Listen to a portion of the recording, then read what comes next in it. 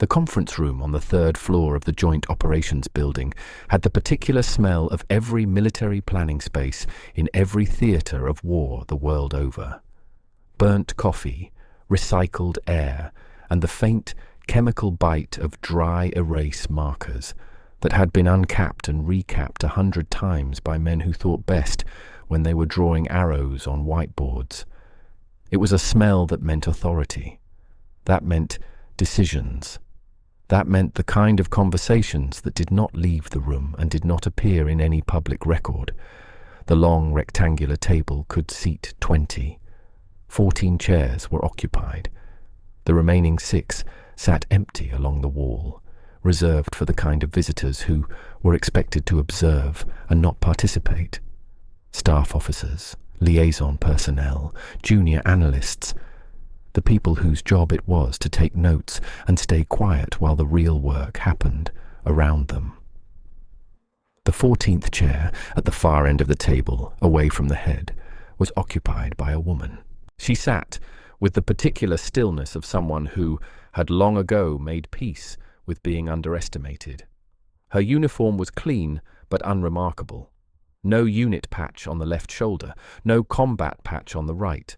Her rank insignia was covered by a plain tan fleece that she had not been asked to remove. She had a legal pad in front of her and a pen she had not yet uncapped. She was not looking at the whiteboard. She was not tracking the laser pointer as it swept across the operational map of the Eastern Corridor. She was watching the room, the men around the table, the way they deferred to the man at the head of it. She had the eyes of someone who had learned that the most important information in any room was never written on any map. Major Dean Harwick stood at the head of the table with the comfortable authority of a man who had never once doubted that he belonged there. He was broad-shouldered, with the close-cropped hair and squared jaw of someone who had been told since age 18 that he looked exactly like what a soldier was supposed to look like. His chest carried 2 rows of ribbons that he wore with the practiced modesty of a man who was not actually modest. He had done 2 tours in the Eastern Theatre and 1 in the Northern Corridor, and he spoke about all 3 with the casual fluency of a man recounting a vacation rather than a war. He was good at his job. He knew it. Everyone in the room knew it. That kind of knowledge worn too long has a way of calcifying into something harder and less useful than confidence. It becomes assumption. He had been briefing for 40 minutes on the proposed restructuring of the Joint Advisory Framework in the region. The plan was detailed, technically competent, and built on a set of assumptions about local force reliability that had been rendered obsolete by 3 separate intelligence assessments in the preceding 6 weeks. Nobody at the table had said so. The woman at the far end of the table had not said so either. She had written 2 words on her legal pad and underlined them once. That was all. When Harwick finished, he set the laser pointer down on the table with the deliberate click of a man signaling that the performance was complete and applause was now appropriate. He looked around the room, gathering the small harvest of nodding heads and murmured affirmations that constituted agreement in rooms like this one. His gaze travelled the length of the table and landed, almost as an afterthought, on the woman in the tan fleece at the far end. He had noticed her when she entered. He had not been introduced to her. She had simply been there when the room filled, occupying the chair that the senior advisors typically left for overflow personnel. He had made a private assessment and filed it away. Analyst. Probably defense intelligence. Probably here to observe the framework brief and report back to some colonel in a building with better air conditioning. He gave her the particular smile that senior officers give to people they have already categorized. Helpful, but terminal. The smile of a man who was about to be generous. "And you," he said, his voice carrying the easy projection of someone accustomed to being listened to. His tone was light, almost playful. "We haven't been introduced." He paused just long enough to let the moment breathe. "What's your rank?" The question landed in the room the way these questions always do when they are asked with a smile that is not quite a smile. The room heard it for what it was, a gentle establishment of hierarchy, a reminder that this was his table, and he was doing the courtesy of acknowledging her existence by asking her to identify her place within the order of things. A few of the staff officers shifted slightly in their seats. One of the younger lieutenants looked down at his notepad. The operations sergeant major, a man named Doss, who had spent 22 years learning how rooms worked, went very still. The woman at the end of the table looked up from her legal pad. She met Harwick's gaze with an expression that was not quite a smile and not quite anything else. It was the face of someone who had been asked this question before, in different rooms, in different countries, by different men with the same smile. She did not look away. She did not look uncomfortable. She did not look like someone who had been caught somewhere she did not belong. She looked, if anything, like someone who had arrived precisely on time to an appointment she had scheduled herself. She uncapped her pen. "Special Operations Command," she said. Her voice was even and low, the kind of voice that does not need volume because it has never needed volume to be heard. She did not elaborate. She did not add a rank or a title or a name. She let the 3 words stand in the air of the room, the way 3 words can sometimes stand when they are exactly the right 3 words in exactly the right sequence. The change in the room was not loud. It rarely is when something fundamental shifts. It was the change of pressure that precedes weather. The senior NCO, Doss, looked up from the table. One of the colonels near the middle of the table, a man named Ferris, who had spent 4 years attached to special operations units in the Southern Theater, turned his head with the slow deliberateness of a man who needed to verify what he thought he had just heard. The 2 intelligence officers in the corner exchanged a glance that lasted less than a second and contained an entire conversation. Major Harwick's smile was still on his face, but it had stopped working. It was a smile with no engine behind it. A vehicle coasting after the ignition has been cut. He looked at her. He looked at the tan fleece with no visible insignia. He looked at the legal pad with its 2 underlined words. He looked at the operations sergeant major, who was looking back at him with an expression that Harwick had never seen on Doss's face before and could not immediately name. He would name it later, driving back to his quarters at the end of a very long day. The expression was caution, the expression of a man watching another man walk toward the edge of something he cannot yet see. Harwick recovered. He was good at recovering. 2 decades of operational life had made him fluent in the language of adaptation. He gave a short, contained nod, the nod of a man recalibrating without admitting that recalibration was necessary. "Right," he said, and he turned back to the whiteboard. The brief resumed. The laser pointer moved. The arrows on the map still pointed in the same directions they had pointed before, but the room had changed its geometry. The chair at the far end of the table was no longer the overflow chair. It was the other end of an axis, and everyone in the room who had been in enough rooms to read them could feel the new weight of it. She did not speak again during the brief. She listened. She wrote 3 more lines on her legal pad. She underlined one of them twice. When the brief concluded and the room began to drain, Colonel Ferris made his way toward the far end of the table. He moved without hurry, which meant he was moving with purpose. He had learned in his years in the field that the men and women who moved quickly were rarely the ones you needed to watch. It was the ones who moved as if they had already accounted for every possible outcome who deserved your full and immediate attention. He stopped beside her chair. She was reviewing what she had written, her pen tracing back over the underlined words. She did not look up immediately, which was not rudeness. It was the behavior of someone who finished what they were doing before starting something else. She looked up. He extended a hand. "Ferris," he said, Joint Advisory, Southern Desk. She shook it. Her grip was brief and exact, the grip of someone who had learned that hands tell stories and had chosen to tell a short one. He looked at the 2 words she had underlined at the top of the page. He could read them from where he stood. Force reliability. He nodded once, slowly, in the way of a man hearing a sentence completed that he had begun months ago and thought no one else was tracking. Outside in the corridor, Harwick was speaking with his executive officer, a compact and efficient captain named Ruiz, who managed Harwick's schedule and his reputation with equal parts skill and quiet resignation.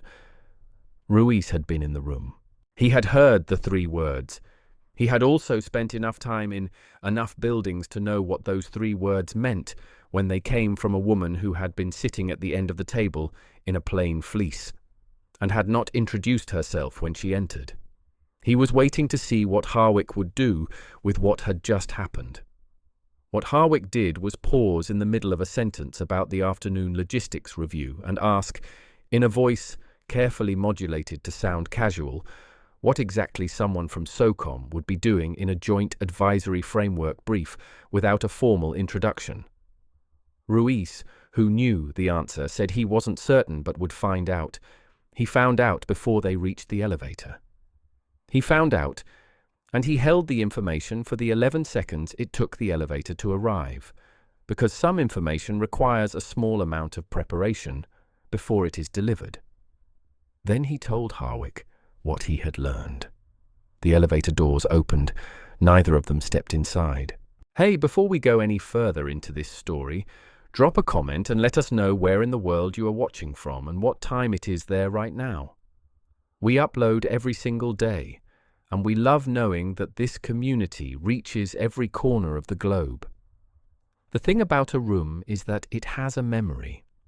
Not in any mystical sense, but in the practical sense that the people who were in it carry what happened out with them, and the version of events that survives is the one that the most perceptive witnesses agree on.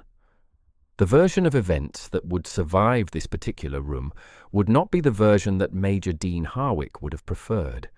It would not center on the operational framework or the force reliability concerns or any of the arrows on the map.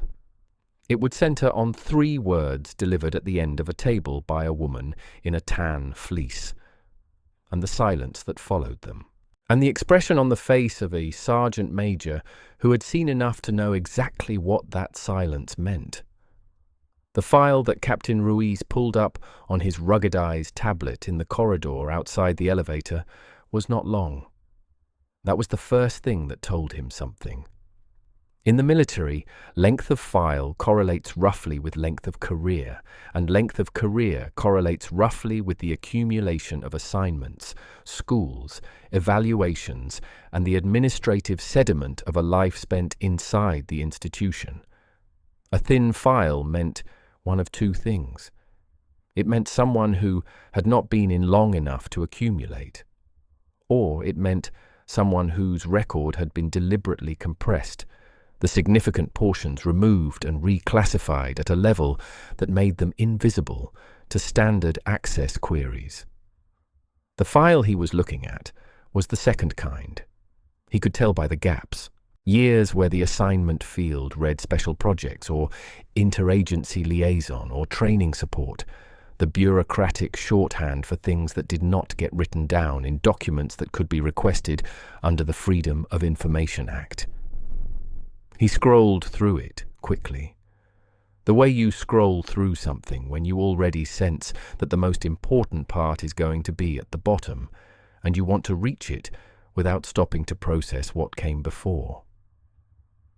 He reached the bottom. He read what was there. He stood in the corridor for 11 seconds. Then he told Harwick. Major Dean Harwick was not a man who was easily unsettled. His career had been built on a foundation of operational composure, the ability to receive bad news, unexpected news, and deeply inconvenient news with the same expression he used for all other news. It was a skill that had served him well in the field and in the endless series of briefings and reviews and command assessments that constituted the administrative dimension of military life. But there was a specific category of information that could get underneath that composure, not through its volume or its urgency, but through its precision. The information that Ruiz delivered in 11 words was that kind. 11 words that reorganized the geometry of everything that had happened in the conference room in the preceding 90 minutes. He did not say anything immediately. He looked at the elevator doors, which had closed in the interval between Ruiz beginning his sentence and Ruiz finishing it. He pressed the call button. He waited. The elevator arrived. They stepped inside. He looked at the number panel and pressed the button for the 4th floor, where his office was, where his desk was, where the afternoon logistics review was scheduled to begin in 22 minutes. He did not speak during the ride. When the doors opened, he walked to his office and closed the door, which he rarely did in the middle of the afternoon, and sat behind his desk and looked at the operational map pinned to the wall across from him, and thought about force reliability. The woman in the tan fleece had written it down and underlined it before he had even finished making the point that he was confident the local advisory units could sustain independent operations through the spring cycle. She had known, before he completed the sentence, that the assumption was wrong. She had not said so. She had simply written it down and underlined it and sat quietly at the end of the table while he finished. Her name was Colonel Mara Voss. Her file, in the portions that were not redacted, indicated a career spanning just under 3 decades. It indicated schools that most people in her position would not have been eligible for when she attended them. It indicated assignments that had taken her to places that did not appear on the maps they used in joint advisory briefings. It indicated a series of commands that grew progressively quieter in their official descriptions as they grew progressively more significant in their actual weight. The most recent assignment, the one currently listed as active, was 3 words. The same 3 words she had spoken at the end of the table. Special Operations Command, not attached to, not liaising with, not consulting for, commanding. Sergeant Major Doss had known before the brief ended. He had not known her name or her specific assignment, but he had known the category of person she was from the moment she entered the room. 22 years of operational life had calibrated his instincts to a degree that no formal training could replicate, and those instincts had registered something the moment she sat down. It was the stillness, not the stillness of someone who was bored or disengaged, but the stillness of someone who was processing at a rate and depth that required the body to be very quiet. He had seen it before, twice. Once in a man who had spent 11 years running direct action missions in environments that were never officially acknowledged, and once in a woman who had spent 7 years doing something that the man could not tell him about, which he respected completely. Both of them had had that quality of attention that seemed to take in more than the human eye should be able to take in and process more than the human brain should be able to process simultaneously. Colonel Voss had it. He had seen it from across the room, and he had made his private assessment, and he had gone very still himself, the instinctive stillness of a man who has identified something significant and does not want to disturb it. When the brief ended and the room began to empty, Doss did not leave immediately. He gathered his materials with the deliberate slowness of a man with nowhere urgent to be, which was a performance because he always had somewhere urgent to be. He watched Colonel Ferris approach the far end of the table. He watched the brief exchange. He watched the way she held Ferris's gaze and the way Ferris received whatever she said with the particular gravity of a man receiving confirmed intelligence. Then he watched her gather her legal pad and her pen and move toward the door, and he made a decision that was less a decision than an inevitability. He fell into step beside her in the corridor. Not behind her, beside her. The distinction was intentional, and she registered it he could tell, the way you register someone respecting a convention you have not asked them to observe. He did not introduce himself immediately. They walked 4 steps in silence. Then he said his name and his position, and she gave a short nod that told him she had already accounted for him.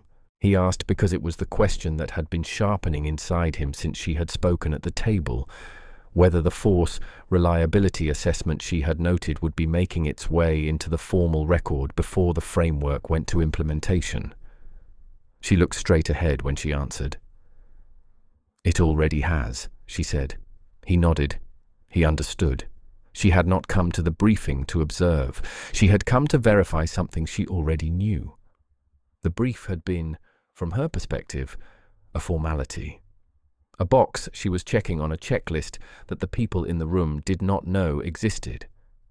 He walked with her to the end of the corridor where it opened onto the covered walkway between the operations building and the administrative annex. She stopped at the threshold, where the recycled air of the building met the dry, particulate-heavy air outside. She looked at the legal pad in her hand, at the words she had underlined. Then she looked at Doss. She said, "The kind of men who are in that room are not the problem. They are good at what they do. The problem is that what they do has been defined too narrowly for too long by people who never had to sit in the rooms where the definitions failed." She paused. The sound of a distant helicopter somewhere on the far side of the airfield stitched itself into the silence. Doss waited. He had learned that waiting was the correct response to sentences like that one. She said, "The framework will be revised. The assumptions will be corrected. The spring cycle will hold." She tucked the legal pad under her arm. "The men in that room will be fine." She looked at him. Most of them. He held her gaze. He understood the qualifier. He understood which man she was not including in most of them. The formal notification came to Major Harwick's desk at 16:47 that afternoon, 17 minutes before the end of the standard duty day. It was a single page. It was signed at a level that made Harwick sit up in his chair and read it twice, slowly, which was not his habit with administrative correspondence. The document informed him that the Joint Advisory Framework brief he had delivered that morning was under review in connection with a command-level assessment of operational assumptions in the Eastern Corridor. It informed him that the review was being conducted by the Special Operations Command Liaison Office. It informed him that he would be expected to provide supplemental documentation supporting the force reliability conclusions he had presented, and that this documentation would be evaluated against current intelligence assessments before the framework proceeded to implementation. The document was professional. It was precise. It was completely devastating in the way that only documents written by people who do not need to raise their voice can be devastating.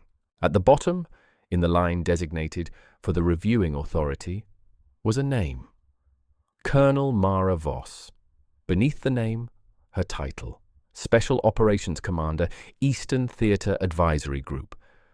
Harwick sat with the document for a long time. The afternoon light shifted. The building began to empty around him. He thought about the conference room. He thought about the chair at the far end of the table. He thought about a question he had asked with a smile that was supposed to establish something, and the 3 words that had been returned to him in response, even quiet, and absolutely final. He thought about force reliability. He thought about the 2 words she had written down and underlined before he had finished the sentence that contained them. He thought about what it meant to be in a room and not understand the room you were in. He had spent his career learning how rooms worked. He had been wrong today. In a room he thought he understood about almost every significant thing. He placed the document on his desk. He aligned it with the edge of the desk the way he aligned things when he was thinking. He called Ruiz and asked him to begin pulling the intelligence assessments from the preceding 6 weeks. All of them. Ruiz said he would have them within the hour. Harwick said good. He did not say anything else. Ruiz, who understood the absence of elaboration as a kind of communication in itself, said he would get started immediately. The line went quiet. Harwick looked at the operational map on his wall, the one with the arrows pointing in directions he had been certain about this morning, and began, for the first time in longer than he would admit, to consider the possibility that certainty was not the same as accuracy, and that a room full of people agreeing with you was not the same as being right.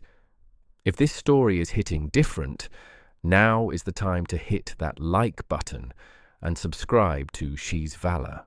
We put out a brand new video every single day, and if you want stories like this one waiting for you every morning, this is the place to be. The revised intelligence package that landed on Harwick's desk at 1812 that evening was 43 pages long. He read all of it. He had not read intelligence assessments this carefully in some time. Not because he had become careless, but because confidence, worn long enough, has a way of teaching you to skim. He read slowly now. He annotated the margins. He went back to the operational map and looked at the arrows he had drawn with such conviction that morning. 3 of them pointed in directions that the intelligence package did not support.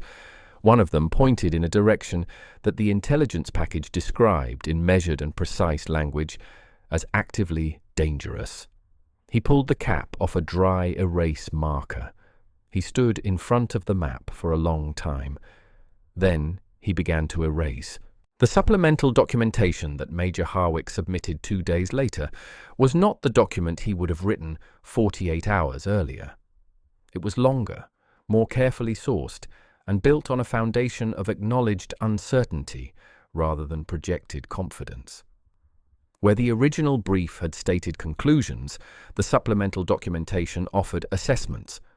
Where the original brief had treated local force reliability as a settled question, the supplemental documentation treated it as an active variable requiring continuous evaluation. It was, by any objective measure, a better document than anything he had produced in the preceding 8 months.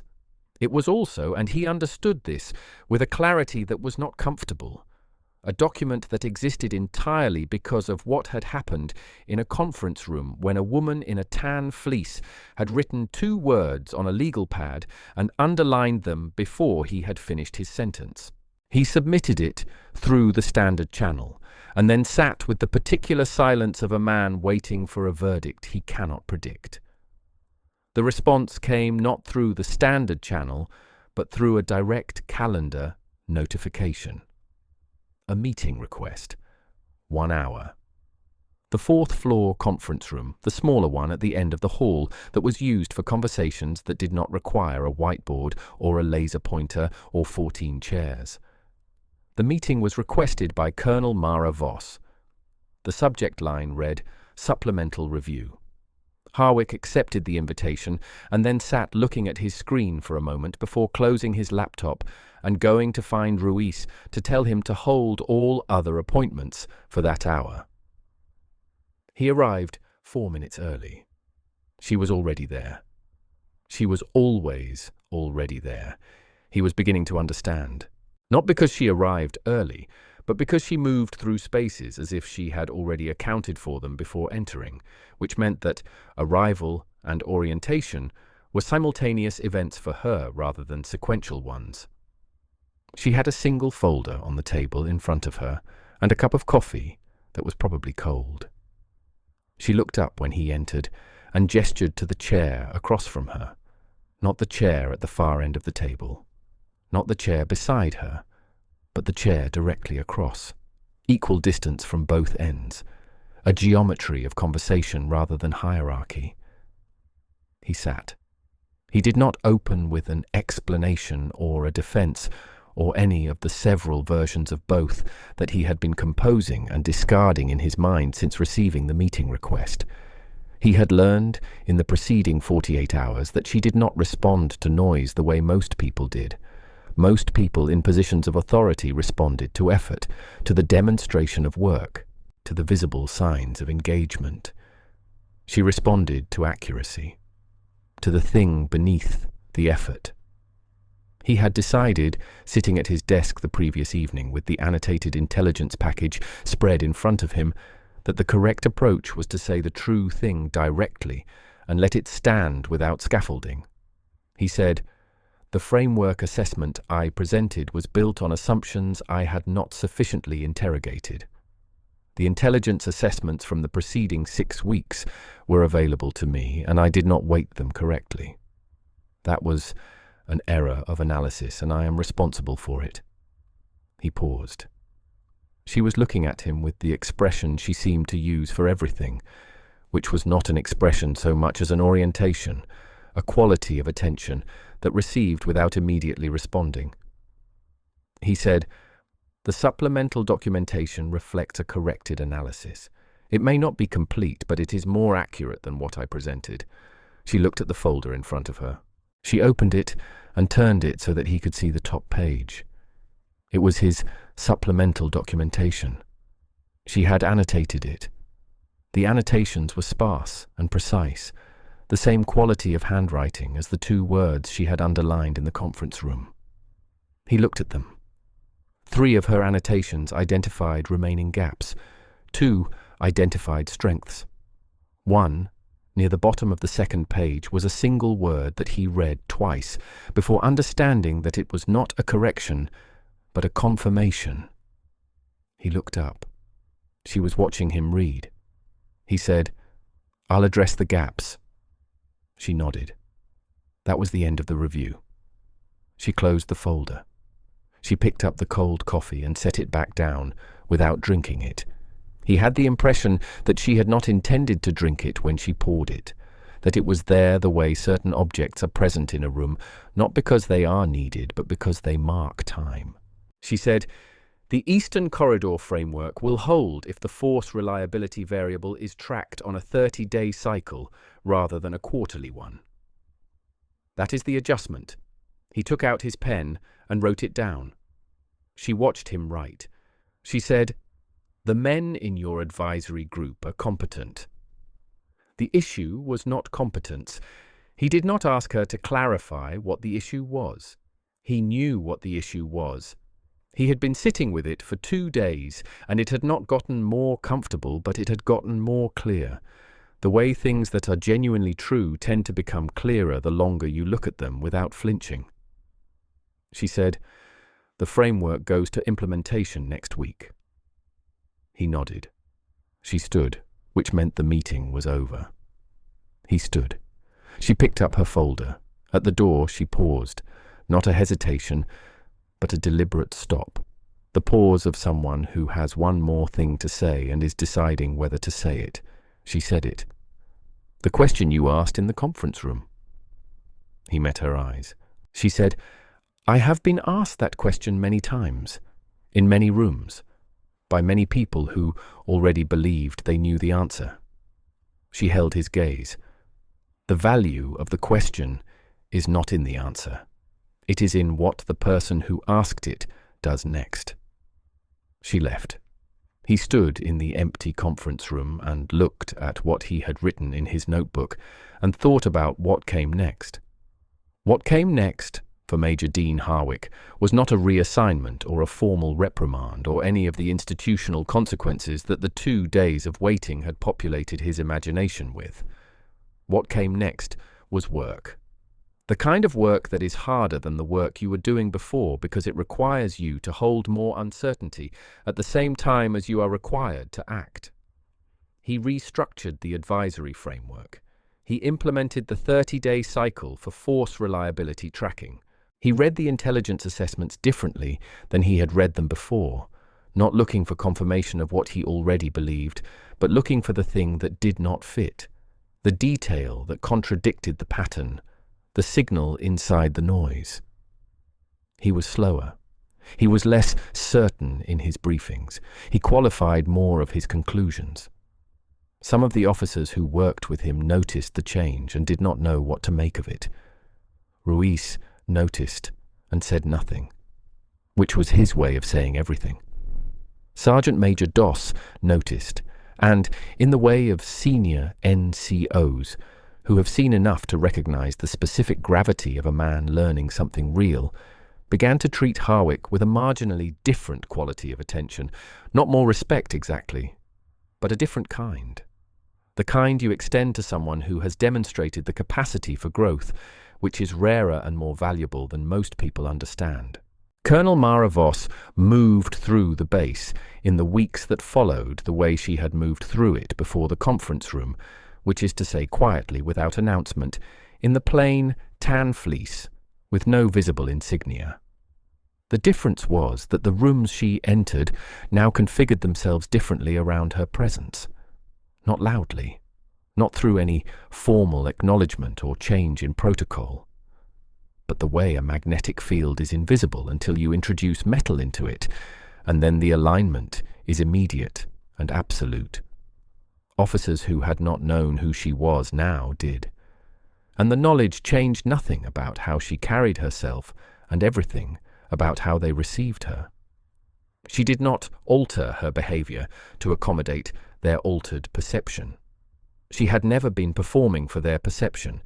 She had simply been doing her work, and the work had been the same before they understood it and after. There was an afternoon, 3 weeks into the implementation cycle, when she was in the operations annex reviewing tracking data from the Eastern Corridor units. Harwick entered the room for a separate purpose and saw her there and paused. She was at a secondary workstation, not the primary command interface, the one that required the most access and produced the most comprehensive data.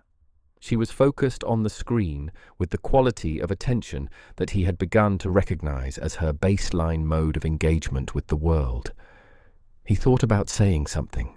He thought about what he would say if he said something.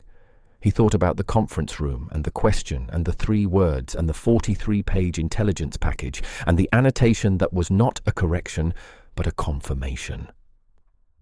He thought about the meeting in the small conference room and the things she had said at the door about what the person who asked the question does next.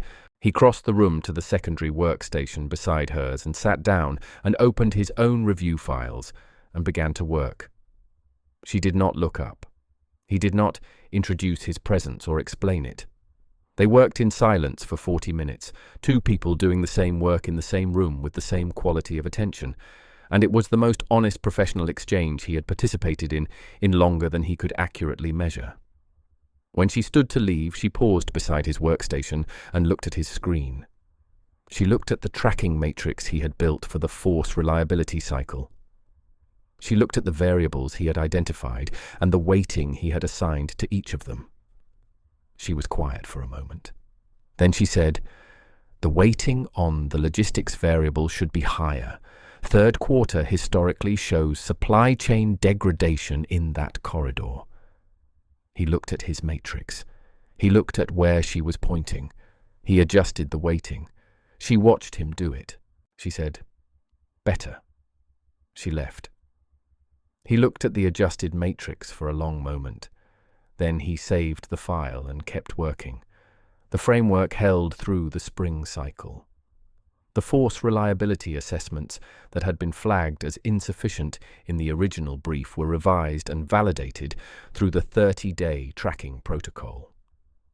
3 of the advisory units that Harwick had characterized as stable were identified through the revised protocol as requiring additional evaluation, and 2 of them were restructured before they could become operational liabilities.